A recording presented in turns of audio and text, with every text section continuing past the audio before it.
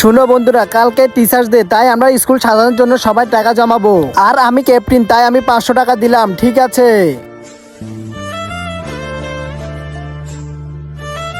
ওই চিকু, টেপ দে তো। আর তাড়াতাড়ি করে দেখে আয় ওরা কাজ ভালো করতেছে কিনা।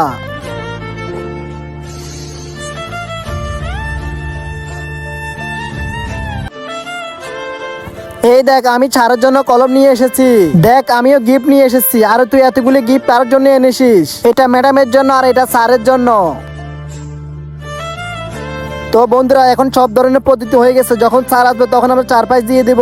হ্যাঁ, তার আগে তুমি দুধ খেতে ভালোবাসো নাকি মদ খেতে ভালোবাসো? যদি দুধ খেতে ভালোবাসো তাহলে এই ভিডিওতে লাইক করে চ্যানেলটিকে সাবস্ক্রাইব করে দিবে।